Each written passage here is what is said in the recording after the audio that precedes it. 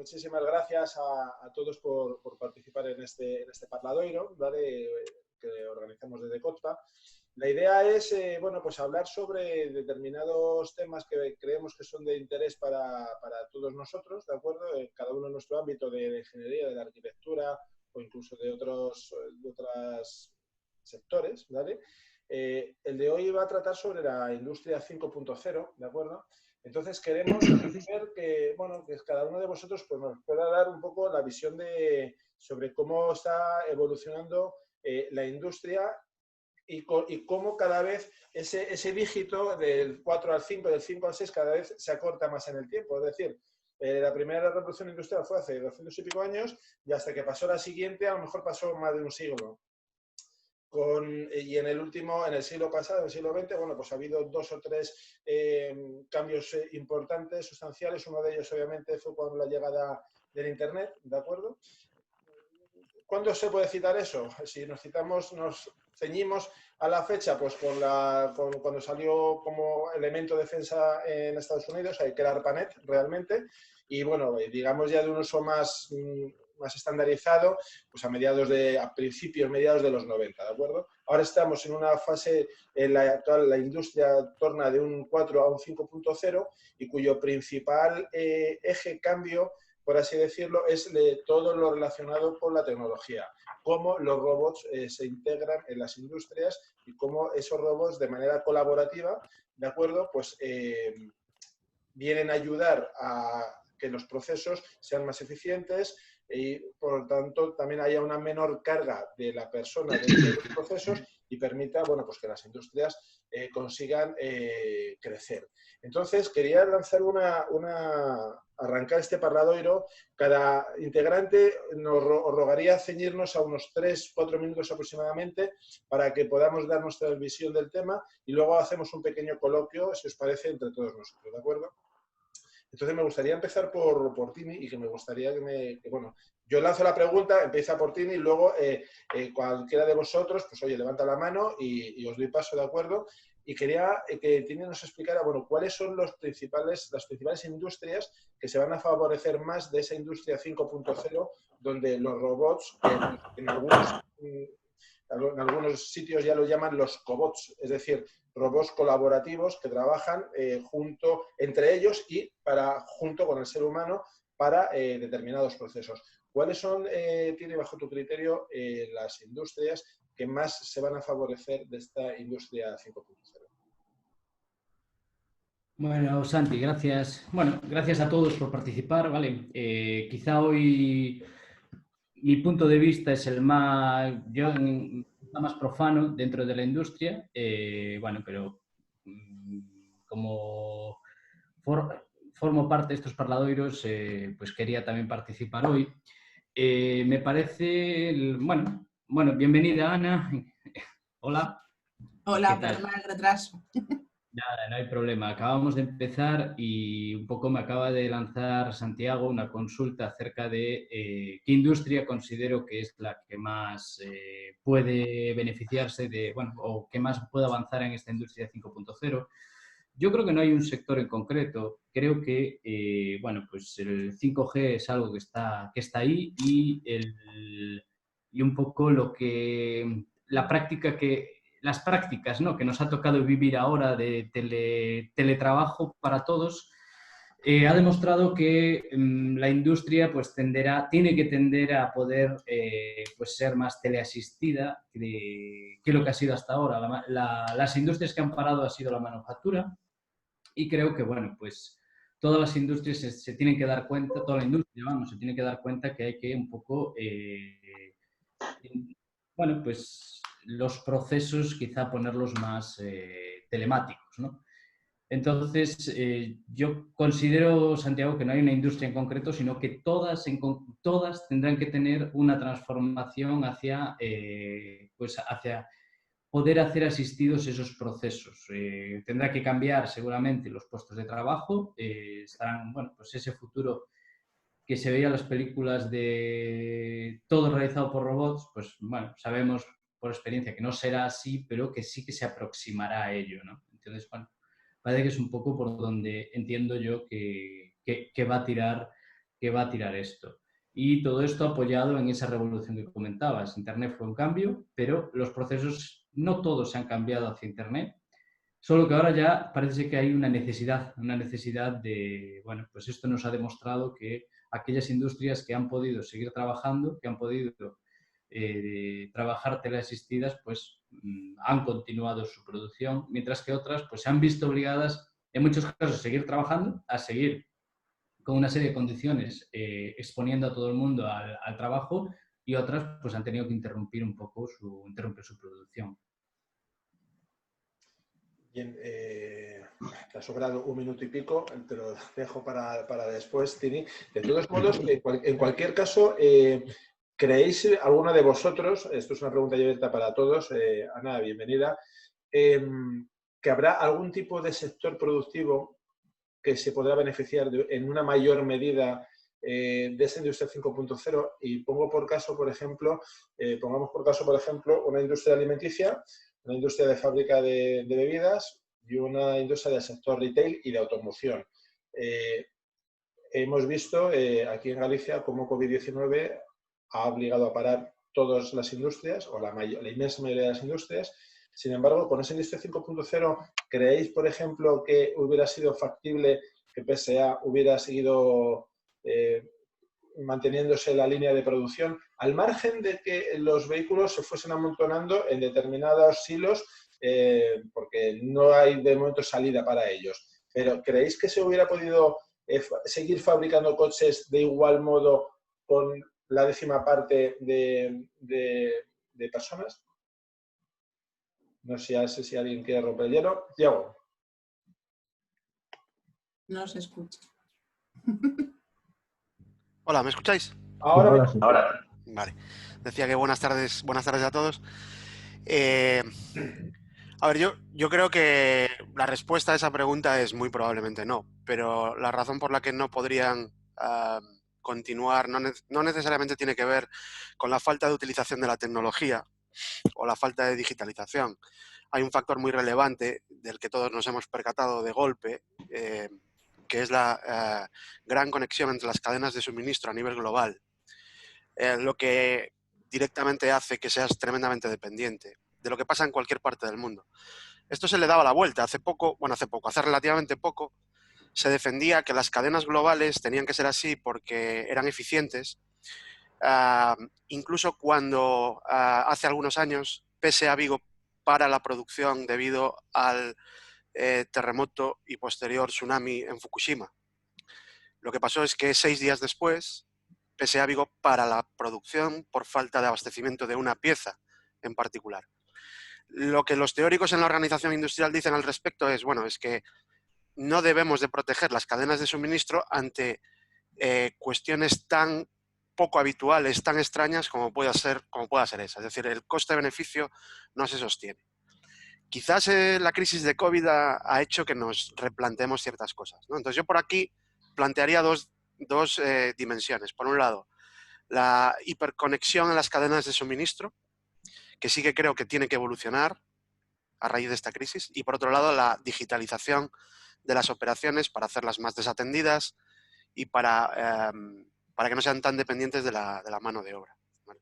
Con respecto al primer factor, creo que las cadenas de suministro a nivel global sí que evolucionarán hacia la proximidad, en cierta medida, sobre todo en aquellos productos que sean críticos, y las políticas de stocks variarán para aquellos productos que no son críticos y para los cuales sí voy a ser más dependiente de una cadena global. La idea es que ante cualquier incidencia que se pueda producir en alguna parte del mundo, mi planta no pare automáticamente. Entonces, ese análisis coste-beneficio que PSA hacía con el terremoto de Fukushima y decía, no me tengo que proteger, probablemente ahora eso sí que acabe cambiando, ¿vale? Con respecto a la digitalización de las operaciones, bueno, a mí aquí me gustaría trasladar mi punto de vista profesional. Llevo 19 años dedicándome a la digitalización de las fábricas y, como supongo que todos sabemos ya, no estamos ni en 5.0 ni en 4.0. Bienvenidos al 3.0 desde hace 30 años.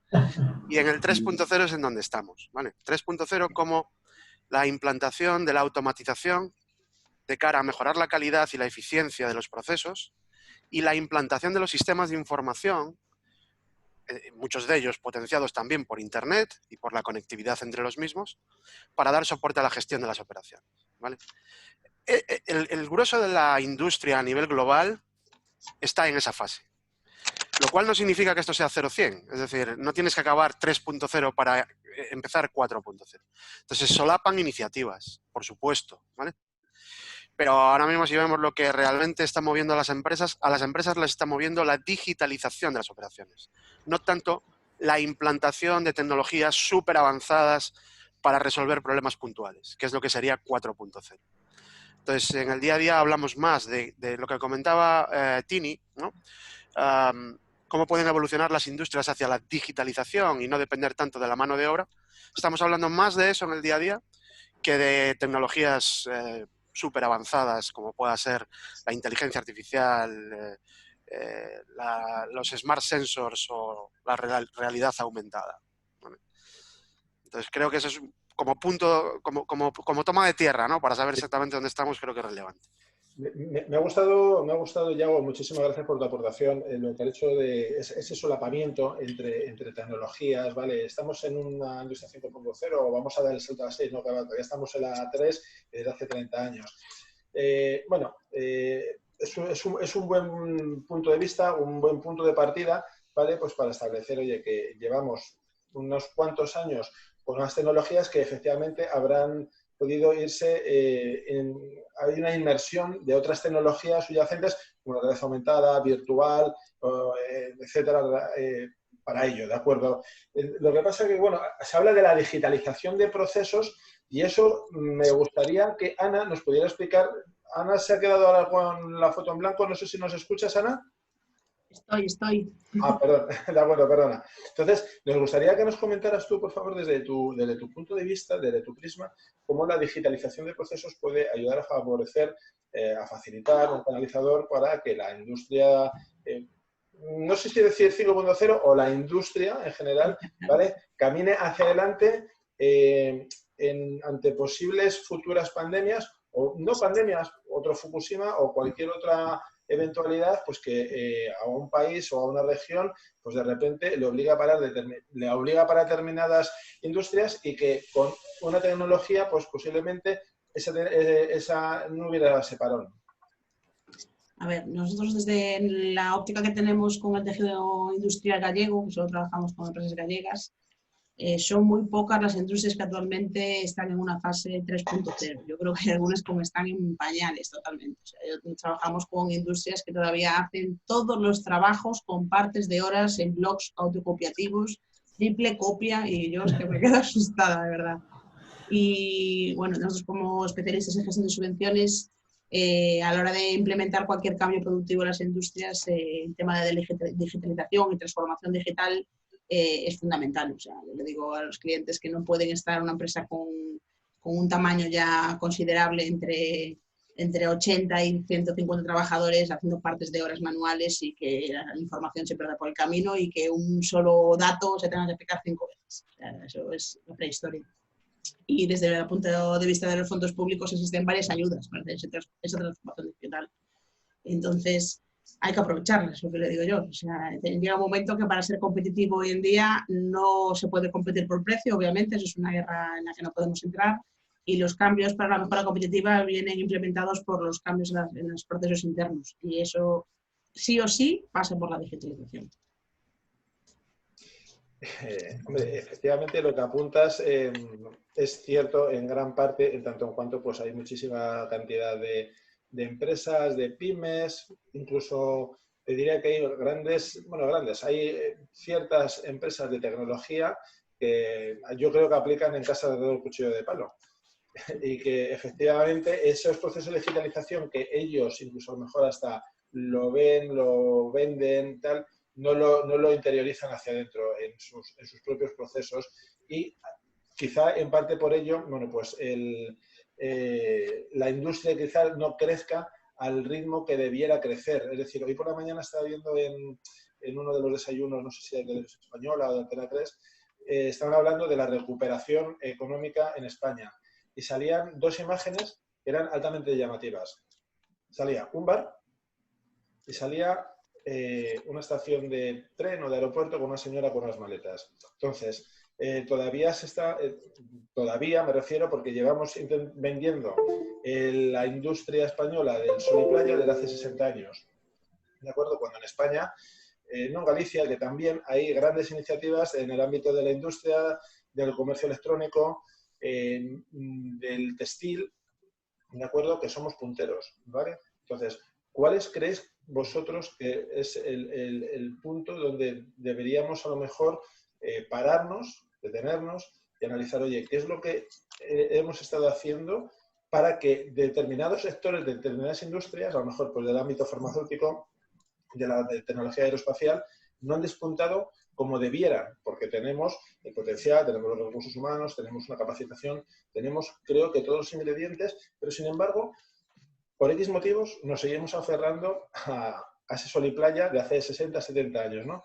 No sé si alguno de vosotros, Diego o José, que todavía no habéis... Diego, sí, por favor. No, yo quería comentar, muy al hilo de esto, que sí es cierto que hay muchas empresas, como dice Ana, que están ancladas bueno, Yago también, al 3.0, 2.0 y a utilizar el papel y poco más. Pero también es cierto que hay veces que lo que es la transformación no solamente tiene que venir dada por la facilidad de implementar lo que es la tecnología a tu fábrica, sino también mucho el componente humano en el sentido de conocimiento. Me parece un ejemplo increíble el de SEAT en Barcelona, cuando en plena crisis del COVID desarrollan unos respiradores a partir de nada, utilizando los medios que tenían. Creo que no sé qué otra empresa también que comenzó a hacer un prototipo de mascarilla nueva que se alejaba de todo lo que había. En fin, quiero decir con esto que sí que hay que tener la voluntad de digitalizarse y automatizarse, etcétera, pero sobre todo hay que tener la voluntad de transformarse y de adaptarse al cambio.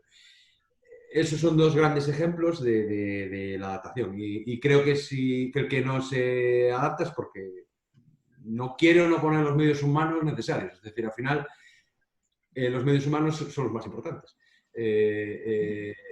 Si tú eres capaz de transformar tu empresa, después la podrás digitalizar, la podrás automatizar, la podrás comandar desde tu casa, teletrabajar con más eficiencia.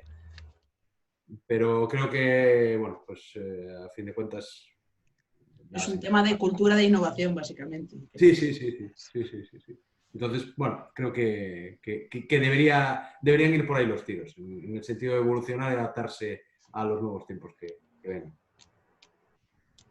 Hombre, efectivamente, como bien apuntas, Diego, es lo que se conoce como la gestión del cambio. Es decir, habitualmente las empresas, bueno, pues al margen de un COVID-19 o lo que fuera, estamos trabajando todos, cada uno en su sector, en nuestra industria, en nuestra empresa, y todo va medianamente funcionando bien, ¿vale? Al margen de que lo hagamos con un ordenador o con una libreta, ¿de acuerdo? Entonces, claro, ¿cuál es el problema? ¿Vale? O sea, yo como periodista especialista en tecnología me doy cuenta de que cuando voy a hablar con muchas empresas para que den un salto cualitativo y consigan llegar a más, dicen, no, si yo lo estoy haciendo así hasta ahora, me ha ido bien, ¿y por qué voy a cambiar? ¿No? Es decir, siempre hay ese miedo a transformarnos digitalmente o a lo mejor no es transformarnos digitalmente. O sea, y la transformación digital muchas veces en otros sectores hemos visto grandes errores, como por ejemplo el educativo, donde la transformación digital pasaba de que el profesor ponía una diapositiva a que ponía un PDF. Es que lo mismo, ha cambiado el aparato con el que has puesto una información en la pared. No has aportado absolutamente nada nuevo. Y sin embargo, hay realidad aumentada, realidad virtual, infinidad de tecnologías pues, para explicar cómo es el cuerpo humano o cómo era la batalla del Peloponeso. Y sin embargo, se sigue haciendo exactamente lo mismo. Entonces, esto nos lleva a pensar en que a lo mejor hay otros hándicaps que nos impiden el poder, bueno, pues despegar, despegar simplemente para, bajo mi punto de vista, insisto, porque yo estoy un poco hastiado de ver que solamente la industria que queda en España es la del turismo, que está fenomenal y España es líder puntera en eso, pero también en España hay grandes empresas desarrolladoras de software. En España hay grandes empresas de arquitectura que son ejemplos a nivel mundial, de acuerdo, con sus desarrollos. ¿Por qué no invertimos en lo que genera negocio en caso de, por ejemplo, una pandemia? Es decir, las acciones, por ejemplo, de los hoteles Meliá se desplomaron un 58% en apenas 2 semanas, por motivos obvios, con esto del COVID. Sin embargo, todas las empresas que vendían soluciones de comercio electrónico despegaron. ¿Cuáles creéis vosotros que deberían ser, bueno, pues las palancas de cambio, pues para que las empresas pasásemos de esas industrias ancladas a lo mejor un poco en el pasado a industrias del siglo XXI? No sé si José, ¿te arrancas? Sí. ¿Me veis? ¿Me escucháis bien, no? Sí, perfecto. Bueno, lo primero quería agradecer la invitación a este Parladoiro y felicitaros por este sistema de charla rápida, este Quick Talk, que nos permite concentrar mucha información en poco tiempo. En lo que acaban de decir todos sus compañeros, hay una visión muy clara. El ser humano inventa la tecnología para facilitar su trabajo, porque es la ley del mínimo esfuerzo, ¿no? Da igual que la subroguemos a una máquina de vapor que la subroguemos a un programa informático, ¿no? Y por eso nos movemos, por eso estamos aún un poco, a veces en pañales, en unas ciertas industrias, lo que decía Yago Rodicio, y en otras están muy avanzadas. La diferencia, yo creo que es una diferencia también social, es una diferencia de líderes. Hay gente que tiene una clara visión de dónde quiere ir y encuentra el camino obstáculo tras obstáculo. Sin embargo, hay otras pues que se centran en el comer día a día, lo que decimos, ¿no? Y se van encontrando con los problemas y van solucionando. La industria 5.0 tenemos que soñarla todavía, es decir, coincido con los compañeros, estamos algunos en la 4.0, otros en la 3.0 y otros con papel y lápiz todavía, ¿no? Pero siguen adelante, que eso también es importante.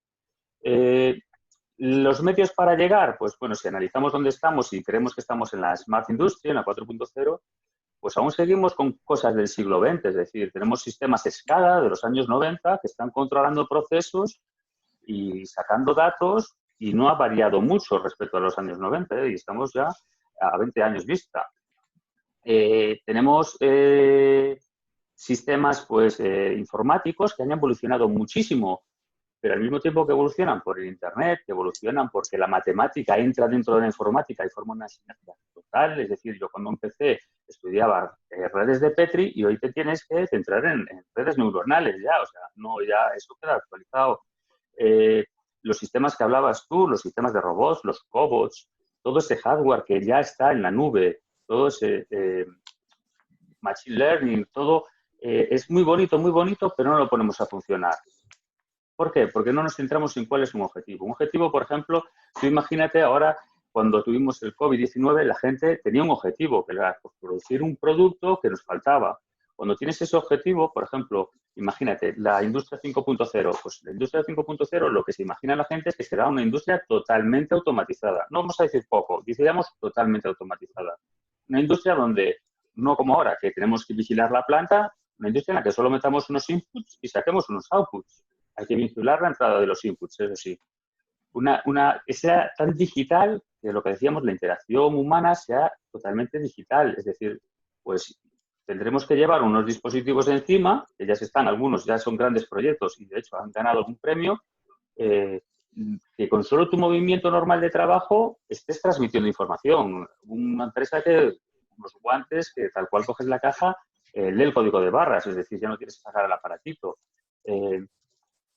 Muy importante también es el tema del hardware. Yo sé que estamos avanzando a distintos niveles. La informática avanzó muchísimo. El hardware avanzó muy poco. Tú te vas a la industria y a nivel elemental de control te encuentras con PLCs aún con sistemas de programación ladder, con sistemas de escalera que utilizaban los programadores electrónicos. Esos sistemas deberían, a nivel de control, poder admitir un poco la computación en la nube, que va a ser la que permita el Internet de las cosas, ¿no?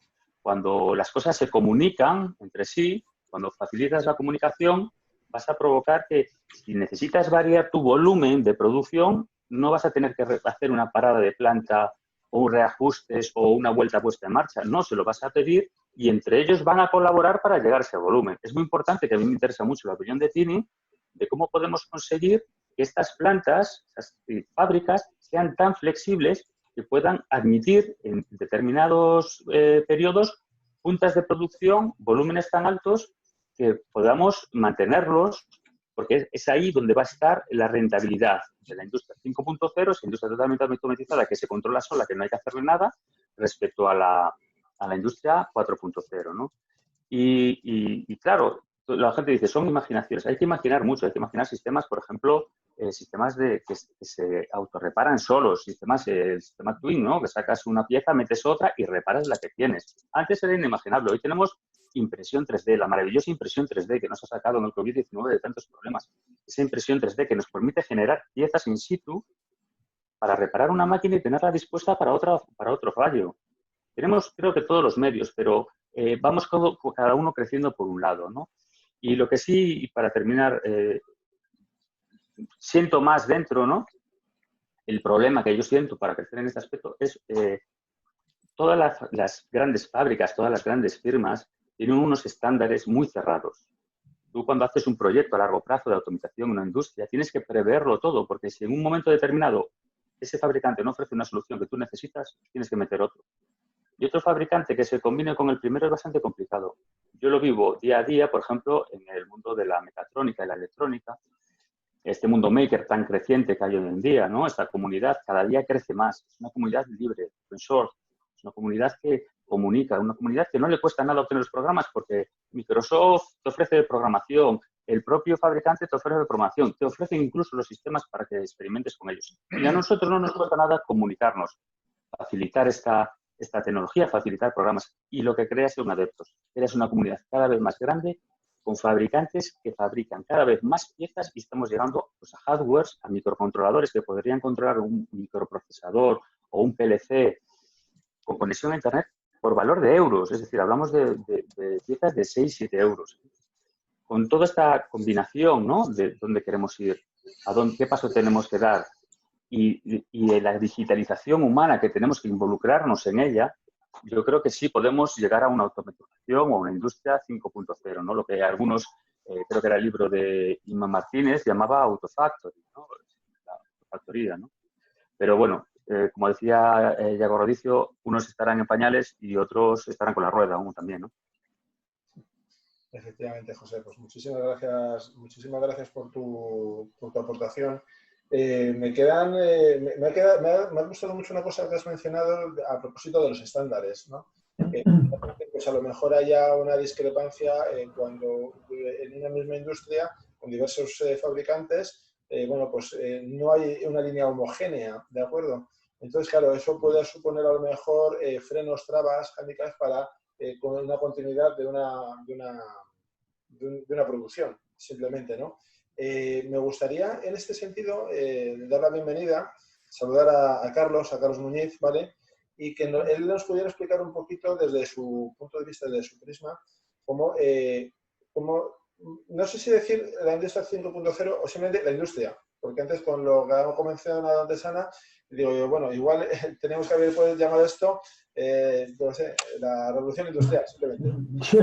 Una más. No sé si la 5.0, la 1.0, porque efectivamente aquí cada uno, bueno, pues todos vamos en bicicletas, pero uno va en una bicicleta de carbono y otro va en una bicicleta de hierro. Otro va con unos pedales normales y otro va con unos pedales con fijaciones, etcétera. Todos intentamos ir por la misma carretera, todos intentamos llegar más rápido al mismo sitio, pero vamos con vehículos distintos, ¿no? Entonces me gustaría, Carlos, por favor, desde tu prisma, estamos intentando debatir en este parladoiro cuáles deberían ser las palancas de cambio para llegar a una industria 5.0.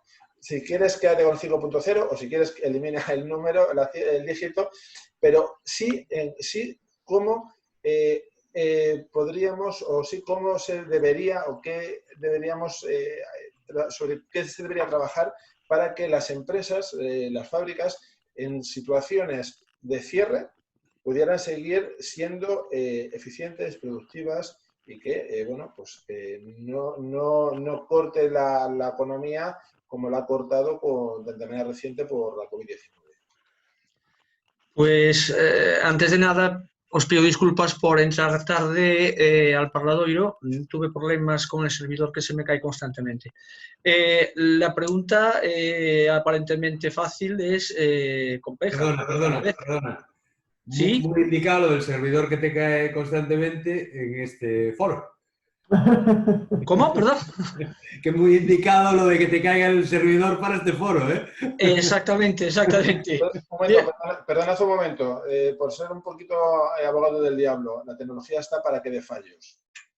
Es que si no falla no es tecnología, es otra cosa. Es tecnología. Exactamente, estoy completamente de acuerdo, pero en esta ocasión me ha tocado a mí y vamos.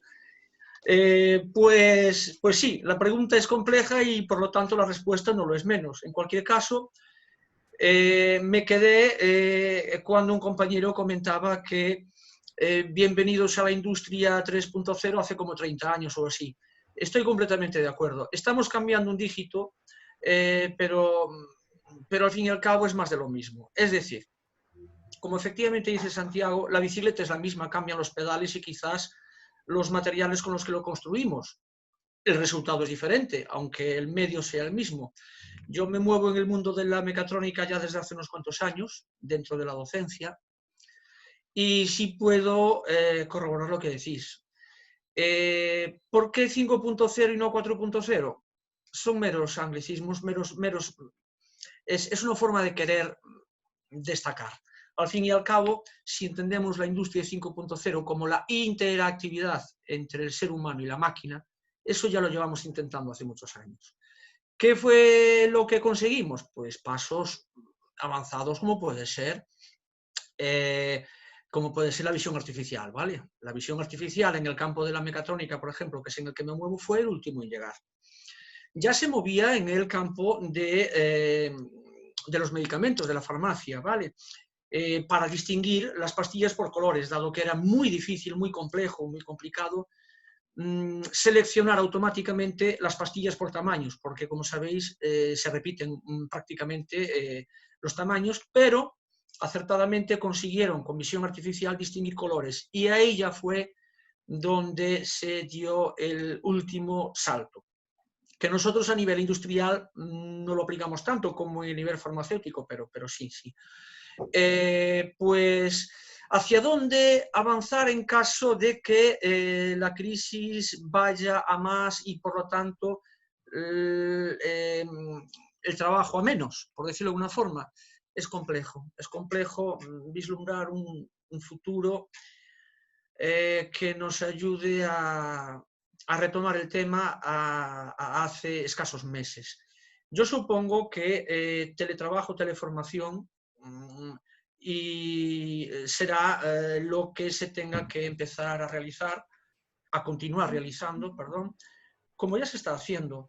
Y quizás interactuar más con hombre-máquina, máquina-hombre, pero ya de forma más directa y más familiarizada, llevando los avances que estamos ahora mismo llevando a cabo en la industria más hacia el sector familiar, doméstico y a las pequeñas y medianas empresas.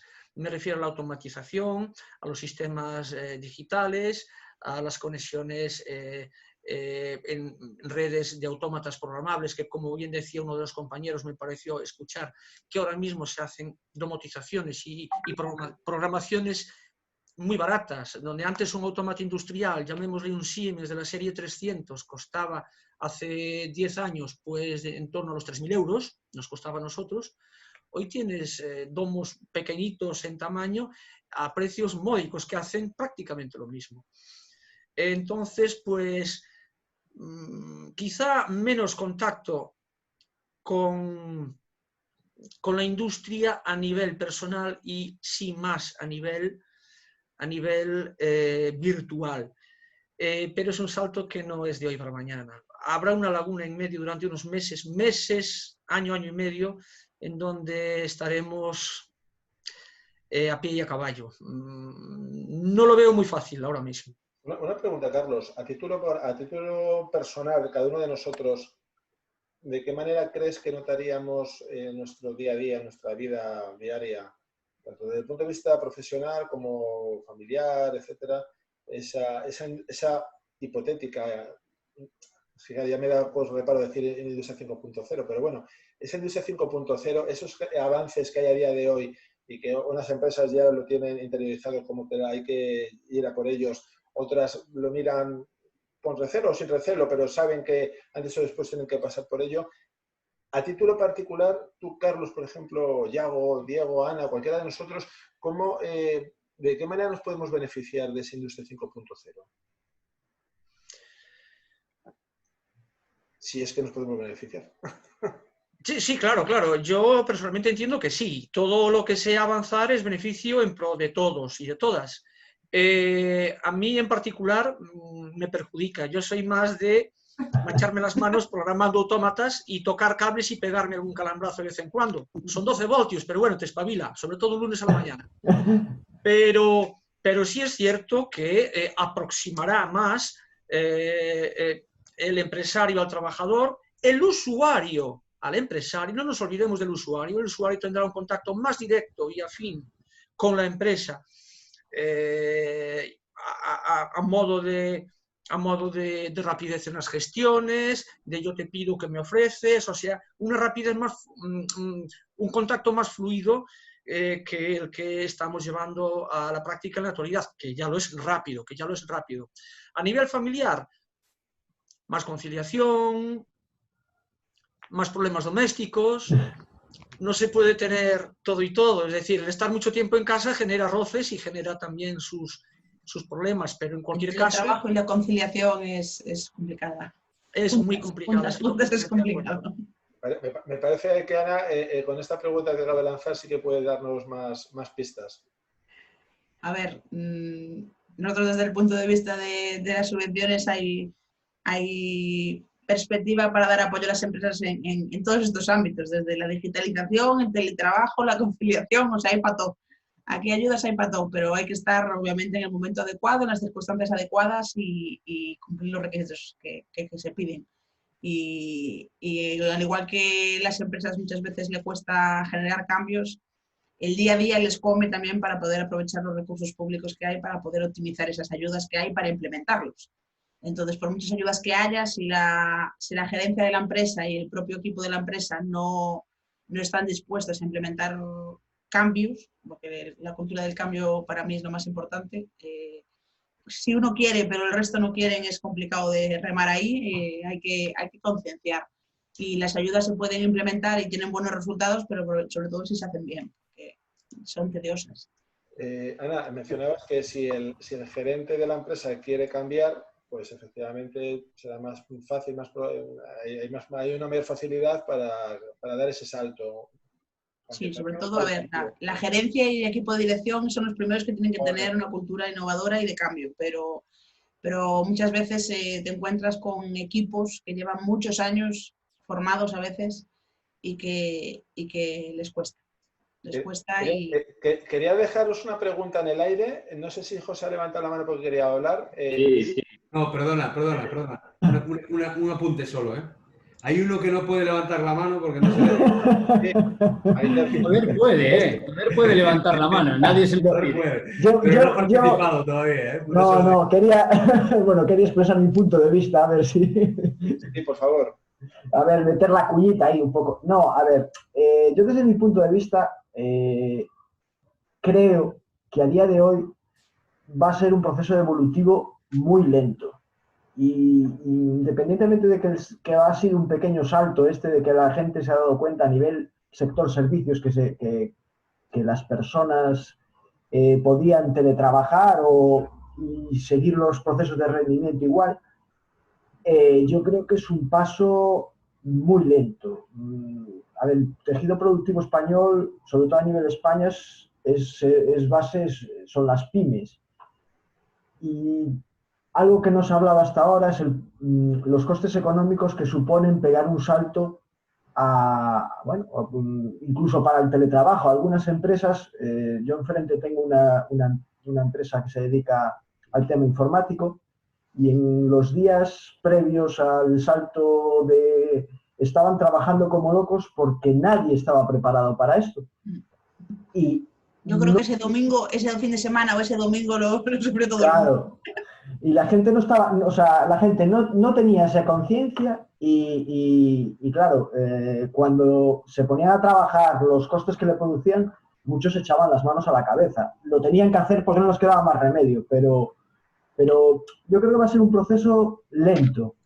Y ya si hablamos a temas industriales, que sí, que ellos están más familiarizados con la automatización, son procesos muy, o sea, yo los veo complejos. Yo desde mi punto de vista, hombre, yo recuerdo que en su época la empresa esta de coches, ¿cómo se llama? Toyota, ¿no? Había implementado sus procesos más los había hecho más automáticos, más tal, y tuvieron que echar para atrás porque la relación calidad de producto final requería más interacción con el componente humano que el componente... o sea, tiene que haber un desarrollo hacia la inteligencia artificial, un desarrollo ya no solo a nivel autómata, que yo creo que todavía va a ser un proceso lento, desde mi punto de vista. Una pregunta. ¿Tenemos profesionales debidamente formados a día de hoy para cometer ese salto? A ver ese silencio. Yo me río, permitirme que me ría, pero yo lo que recibo, por lo menos, es que mis clientes del sector industrial, sobre todo, no saben a quién dirigirse. ¿No saben? No saben a quién dirigirse para hacer estos cambios. A ver, yo plantearía lo siguiente. Aquí hay problemas de índole global que haríamos mal si lo vemos simplemente con ojos localistas, ¿no? Es evidente que estamos en Galicia y Galicia está dentro de un país que no se ha caracterizado históricamente por una alta productividad en su industria, por distintas razones, ¿vale? Pero es que ahora ya casi empieza a dar igual. Europa ya empieza a pintar poco en este nuevo mundo tecnológico porque ha llegado tarde, básicamente. Y estamos viendo como todas las piezas del puzzle se están recolocando. Y ahora, ante esta crisis, puede ser que se vuelvan a recolocar. Y sería conveniente entenderlo de arriba abajo, es decir, entenderlo desde el punto de vista macroeconómico para ver exactamente en dónde estamos y qué debemos de hacer. La industria, en cierta medida, ha perdido poder dentro de lo que es la riqueza a nivel mundial. ¿Por qué? Pues porque en el momento en el que se desarrollan las soft skills, se produce un desacoplamiento entre la industria, que recordemos que el nombre que la define es la manufactura. La industria como manufactura, ¿ok? Y todo lo que yo puedo hacer desde un punto de vista de servicios alrededor de las tecnologías, lo que la tecnología pone a mi disposición y cómo esa industria de servicios puede crecer de forma muchísimo más rápida que la manufactura para alcanzar un objetivo que, no nos engañemos, es el que sostiene el mundo, que es el incremento drástico y continuado de la productividad. A la industria de manufactura le ha costado mucho más aportar en ese mundo tan agresivo del incremento de la productividad a nivel global. ¿Qué ha pasado? ¿Cómo se ha recolocado el mundo? Porque al final tú vas a Amazon, compras y alguien lo ha tenido que fabricar. Bueno, pues solo hay dos posibilidades. O soy capaz de fabricar eso de forma mucho más eficiente que años anteriores o que el año anterior, o me lo llevo a un sitio en donde es más barato. Y si os fijáis, lo que ha pasado es que la gran industria del mundo se ha movido a sitios en donde es más barato fabricar. Eso sería como decir que en cierta medida hemos perdido, los que estamos de alguna manera vinculados con la industria de manufactura, hemos perdido, o por las razones que sean, no hemos sido capaces de aportarle a la riqueza mundial incrementos de productividad al nivel de otras industrias que se están empujando, ¿vale? Entonces, ahora es el momento de plantearnos en qué punto estamos. Estamos en un punto en el que nos estamos empezando a preguntar si es conveniente que la fábrica del mundo sea China. Y si hay otras maneras de hacerlo. Bueno, pues por supuesto que hay otras maneras de hacerlo, pero en el momento en el que se mueva producción de China a otros países en Europa o en América, por ejemplo, el incremento de la productividad vía tecnología, vía uso de la tecnología, tendrá que compensar la reducción de costes que tiene fabricar en China. Si no, se parará ese crecimiento de productividad exponencial que hace que el mundo se sostenga. Y antes nos planteábamos cómo le afectará a las personas el 5.0. Bueno, hay dos puntos de vista y los dos son negativos. las personas como trabajadores, en donde la industria ha sido el gran mecanismo para repartir rentas a nivel global, ¿vale? Y en la medida en la que se necesite menos mano de obra, pues eso va a ser un problema. Con lo cual, la primera variable no soy muy optimista. Y la segunda es como consumidores. En el momento en el que dejemos de crecer en productividad de forma exponencial, y hablo del mundo, sufriremos. Sufriremos como consumidores también, ¿vale? Entonces, ahora mismo el mundo está en una situación compleja, porque cualquier paso hacia adelante que se dé, se tiene que dar bajo estas premisas. Y haríamos mal pretender creer que aquí nuestra realidad es distinta, nuestra realidad es la misma, ¿vale? Y por último, para no acaparar ya más tiempo también, estando totalmente de acuerdo con vosotros con respecto al tema de la gestión del cambio, y habiendo muchas razones por las cuales a la industria en España le cuesta ser productiva, yo añadiría un factor, que además es la pescadilla que se muerde la cola y que podemos debatir sobre quién le pone el cascabel al gato. Y es que las empresas en España ganan poca pasta, ¿vale? Y cuando tú ganas poca pasta, cualquier inversión te requiere un esfuerzo enorme. Y cuando tú tienes que invertir en algo que no es palpable, que sí, que crees que te va a posicionar mejor para competir, pero tú sacas la pieza o la lata de atún por la puerta igual, la tentación para no invertir en eso es mayor, porque tú vas ahogado.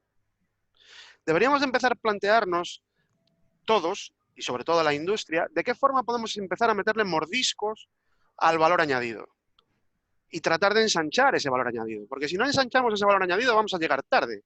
Si nos planteamos competir con Alemania, con Holanda, con Estados Unidos, con países en donde la productividad es mucho mayor, no porque la gente sea más rápida o mejor haciendo su trabajo, sino porque el producto tiene más valor añadido. O nos planteamos hacer productos con más valor añadido o vamos a llegar tarde de nuevo a este mundo de tecnologizar, digitalizar y avanzar y sacarle partido a estas tecnologías.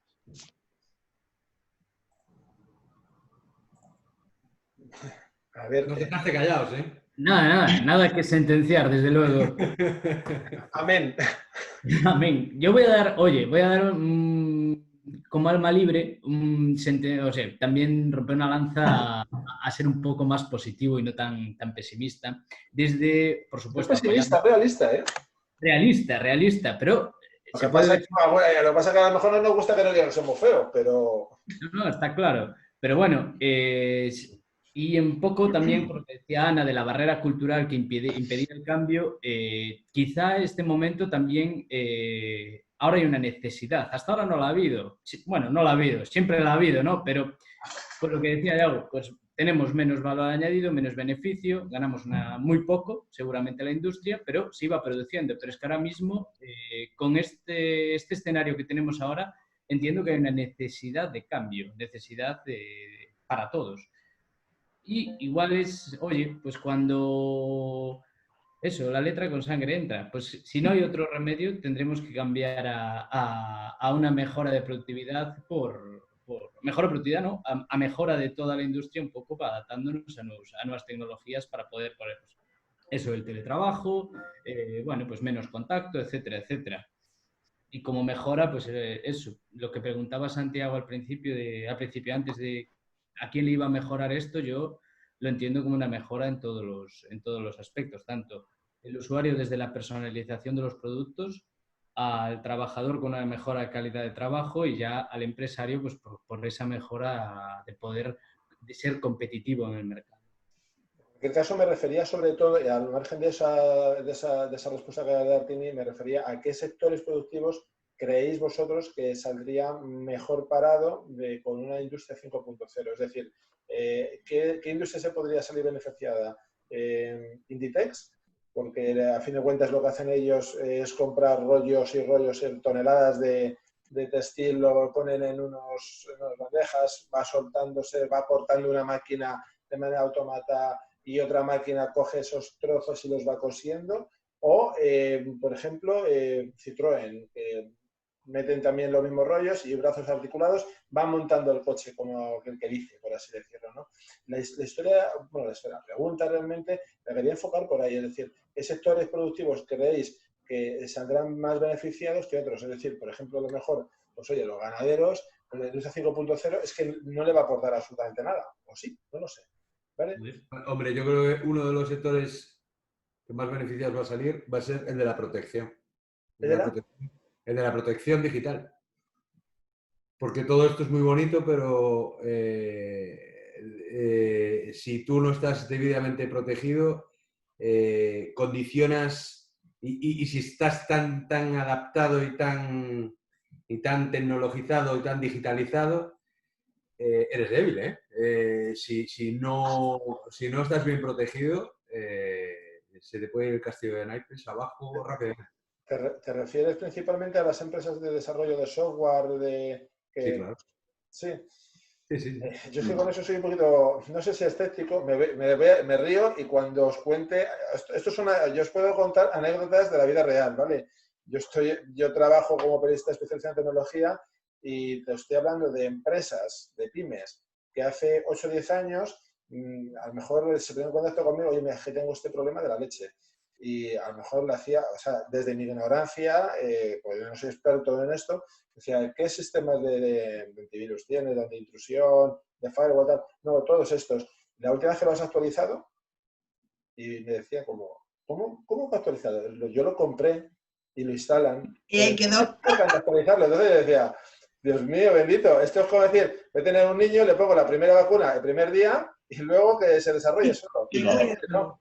Pues ese es el nivel, que es lo que he mencionado antes, de Ana, de cómo está la sociedad. Es decir, bajo mi punto de vista, aquí el principal punto de inflexión donde da igual que sea industria 5.0, 28.3 o 2 o 2.0, es la gestión del cambio de las personas y de intentar evolucionar para decir, oye, vamos a ver, ya hemos hecho las cosas de un modo, como decía Einstein. ¿Tenemos el mismo resultado? Sí, bueno, pues como no podemos tener el mismo resultado, hagámoslo de otra forma distinta. Y ahí es donde queremos ver de qué manera podríamos, pues hacer las cosas de modo distinto. ¿De acuerdo?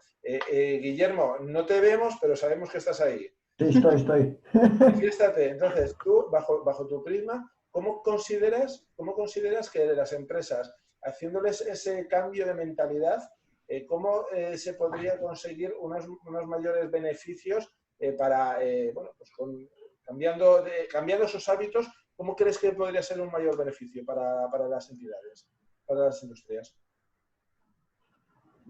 Difícil pregunta.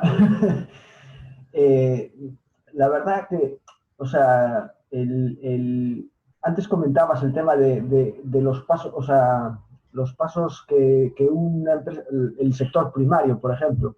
Allá atrás hay empresas que de cierta forma se incorporan a las nuevas tecnologías. Ganaderos, como tú decías, que implementan sus sistemas para mejorar la productividad. Entonces, los beneficios que le pueden, o sea, los beneficios que le supone, por ejemplo, a un sistema de ganadería, sobre todo sistemas de tratamientos que incorporan pues, esa tecnología a sus producciones, hacen que peguen un salto cualitativo. Ahora, sigo pensando que bueno, antes decía Yago que hay que pensar globalmente. Yo sigo pensando muy localmente, o sea, no porque no tengo tanto, o sea, no lo veo tan cerca, ¿no? Y localmente lo veo, o sea, veo que la gente no ve ese salto de esos beneficios que le puede aportar el cambiar hacia nuevas tecnologías.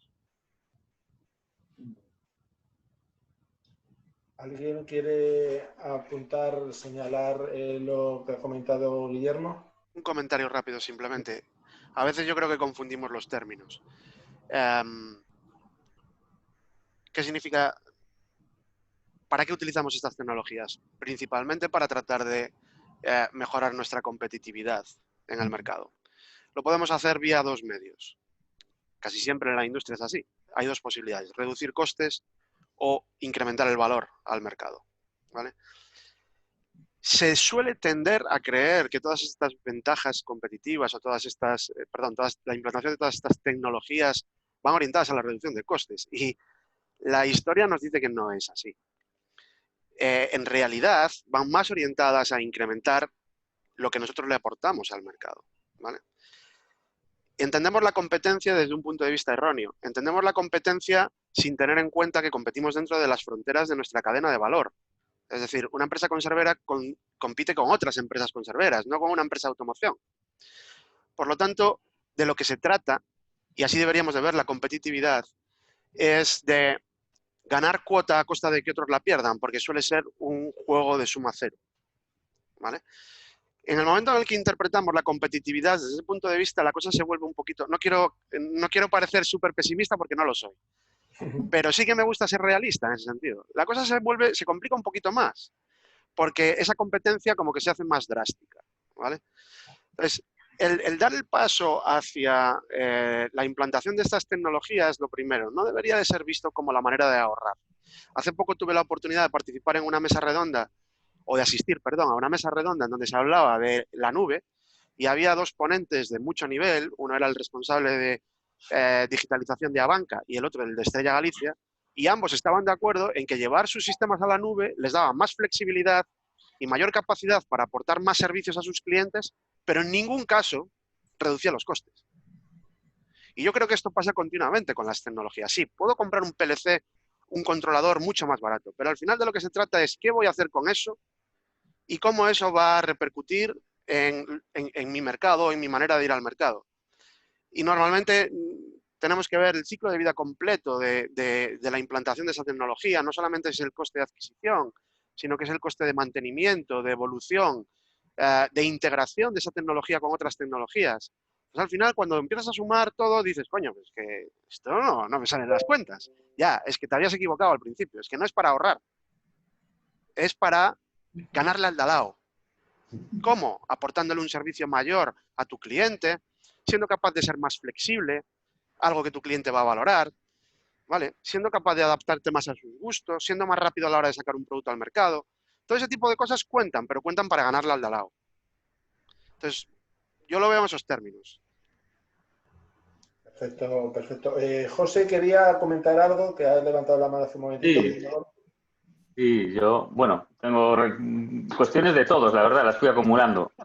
Voy a ir a responder ahora, por ejemplo, la de Yago, que me encanta cómo habla, es una persona muy realista y concuerdo con él en casi todo, menos con eso del juego de la suma cero, ¿no? Yo creo que la industria tiene que jugar a ganar, tiene que jugar a que todo lo que haga mi compañero, lo que invente mi compañero, yo lo voy a poder aprovechar también y me voy a poder sumar a eso, ¿no? Y que si reducimos a los conceptos básicos, como dice él, esto se trata de sumar efectividad, de sumar más productividad, añadir valor, gastando menos energía. Y si gasto más energía, lo único es para reducir tiempo o para producir más, ¿no? Entonces, cuanto más valor añadido consigamos, mucho mejor. En respuesta a lo de la tecnología, los PLCs, abaratar costes, todo lo que sea abaratar, te lo van a comprar. Si tú le dices que vas a hacerle una industria más barata, más económica y va a un presupuesto más ajustado, te lo van a comprar. La cuestión es que yo pueda competir con mi tecnología más moderna a un nivel no tan diferente de la tecnología antigua. Es decir, lo que contábamos antes, hay hoy en día PLCs mucho más baratos y mejor programables que los antiguos. Yo te voy a ofertar algo mejor y más rápido.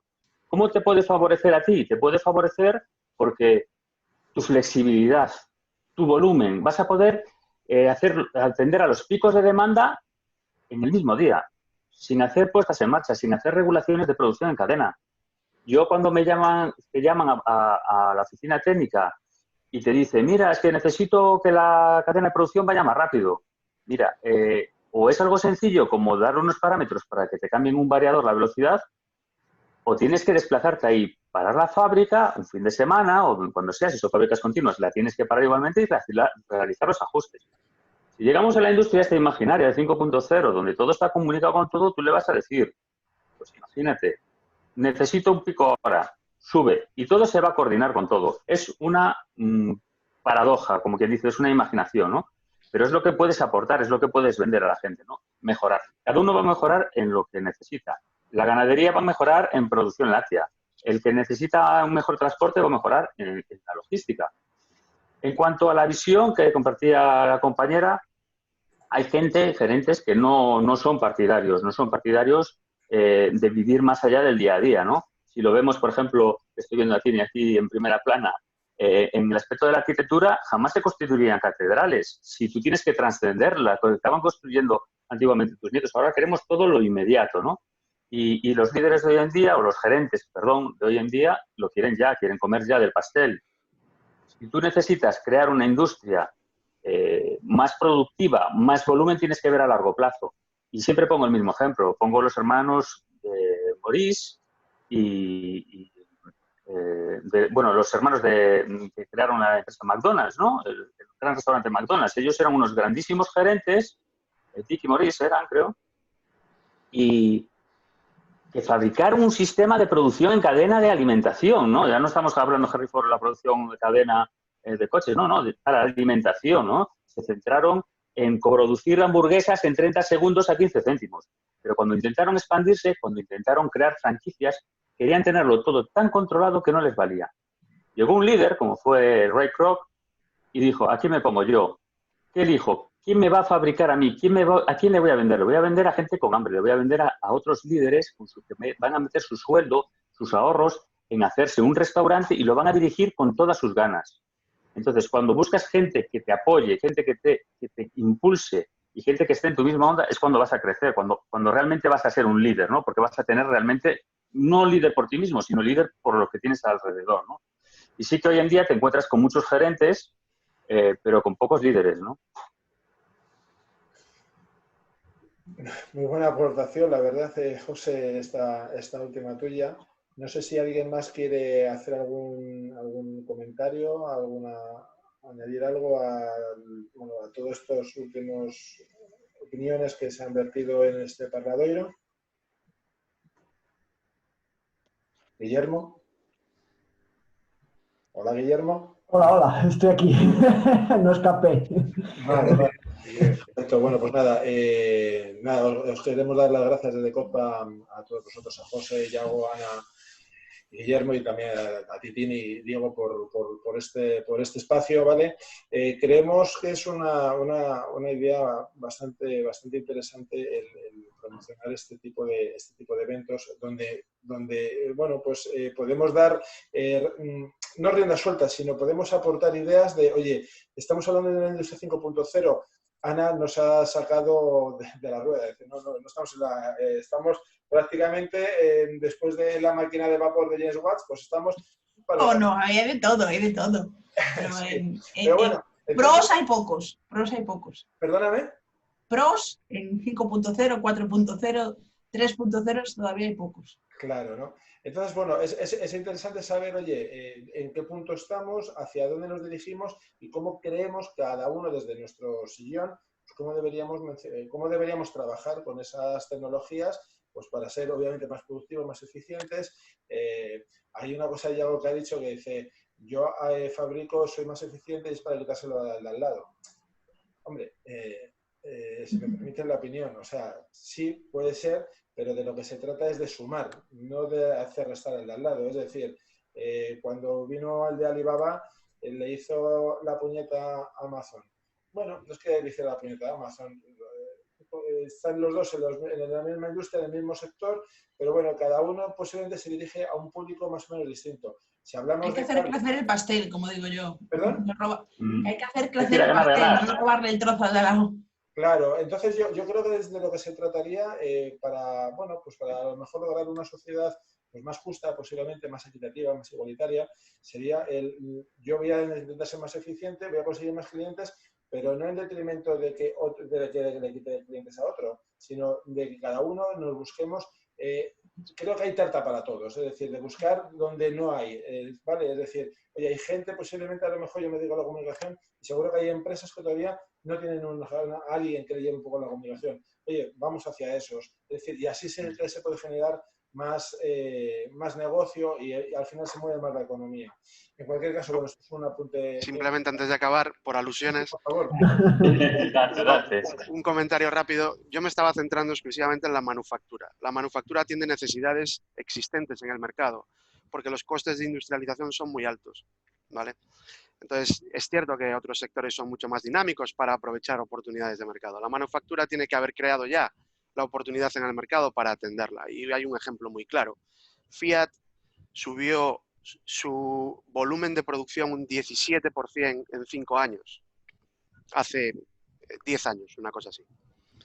A pesar del crecimiento del número de coches que hay en el mercado a nivel global, porque si la población crece y hay países que empiezan a ganar más, a tener una riqueza mayor, hay más acceso a los automóviles, una tasa tan brutal en un sector tan competitivo se produce en base a que otros pierdan ese volumen, ese porcentaje de volumen, ¿vale? La manufactura va un poquito más lenta que otros sectores, tal y como decía antes. Entonces, a eso me refería. Yo, si soy gerente de una fábrica, no soy muy realista si me planteo reinventar la rueda. No va de eso, ¿vale? Lo que sí seré realista es de qué manera yo puedo hacer mejor lo que estoy haciendo para que mi margen sea un poquito mayor y me permita dar ese salto de calidad, aportarle más valor a mi cliente y diferenciarme del resto del mercado. La manufactura va lenta en ese sentido. Entonces, yo creo que para el próximo Parladoiro podemos contar contigo para específicamente hablar sobre la manufactura, de cómo debería evolucionar la manufactura, porque, bueno, a lo mejor se está haciendo las cosas del mismo modo en determinados sectores, y sobre todo la manufactura, se ha estado haciendo todo del mismo modo los últimos 20, 30, 40 años, Iago. A ver, ha habido evoluciones, es evidente que hay evoluciones. La automática lo ha cambiado todo, José lo sabe. La automática ha permitido incrementar los ciclos de producción una barbaridad. Ha permitido fabricar en calidad, porque siempre lo hago de forma repetitiva. La robótica ha permitido ganar flexibilidad, porque un robot es capaz de fabricar formatos distintos de una forma rápida. Entonces, es evidente que ha evolucionado y seguirá evolucionando, ¿vale? Yo en ese sentido no tengo ninguna duda. Lo que sí que creo es que, bueno, es un sector que va detrás de las evoluciones tecnológicas que otros prueban. En ese sentido, no veo tan fácil que... Por eso creo que estamos en el 3.0. Yo lo digo 3.0 estando de acuerdo con Ana, que habrá un poco de todo, ¿no? Pero, por ejemplo, nada entra, lo comentaba José antes, nada entra en la industria de manufactura si no está estandarizado. Y eso ya es un freno en sí mismo, ¿vale? Entonces, hace poco leía sobre avances tecnológicos como, por ejemplo, los taxis voladores o el reparto de mercancías vía drones y demás. Y se hacía una lectura que es que, bueno, ¿dónde se desarrollará antes? ¿En países anglosajones o en países no anglosajones? Los países no anglosajones, su derecho se basa en el derecho romano, en donde todo lo que no está permitido de forma explícita está prohibido.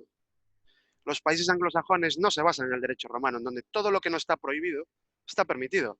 ¿Dónde volará un dron para repartir un paquete antes? ¿En Australia o en España? Pues en Australia. Pues a la industria le pasa un poco lo mismo. La industria siempre tiene que ir un paso por detrás porque tenemos que ver el ciclo de vida completo de esa tecnología, ¿vale? Antes de tomar una decisión industrial, vamos a calcular el coste de adquisición, el coste de evolución, el coste de mantenimiento, etcétera. Y después tiene que haber estandarización. Si no hay estandarización, no entra en la industria. Entonces, eso hace que vaya más lento.